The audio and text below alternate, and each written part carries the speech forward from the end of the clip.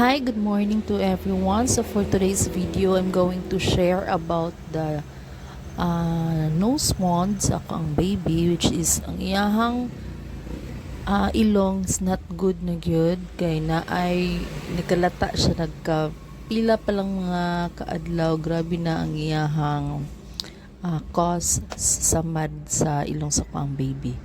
So makita nga hasta ang iyahang mata ni hubag na sad kay tungod ni siya sa katong gipainom na ko nga tambal, which is tambal si hangkasen nga na-diagnose pa ani.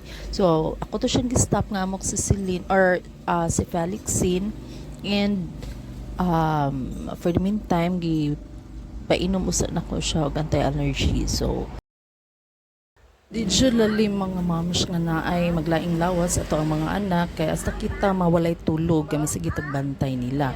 So kanina case ako ang baby much better gyud nga og ang iyang ilong. Actually nani siya ointment pero dili sad gyapon sad siya hiyang sa ointment.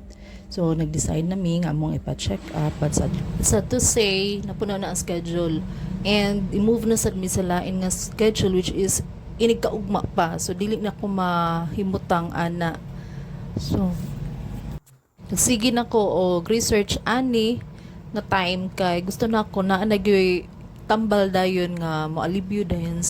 Visit sa lain-lain mga page, column, bisan unsa na ako ang mga gipangbuhat para lang gyud makakita ko og paagi nga matambalan gyud siya nga klaro nga tambal. So thanks God, nakakita ko aning sa sige na kog research, nakakita ko aning page ni Mami Ami.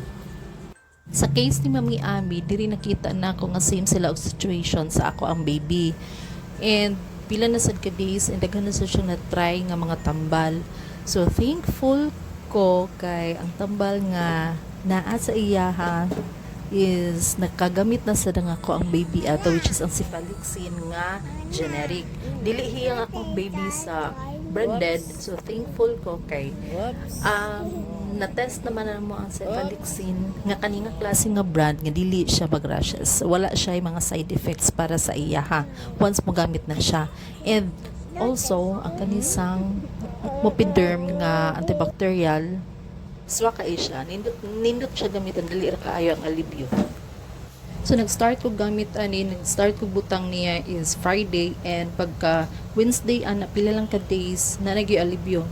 Nawagtang na gyud to ang iyahang mga wands. So kanimo ni siya ang pinaka-latest nga update sa iyahang ilong. So that's all for today. Have a blessed day everyone. Bye.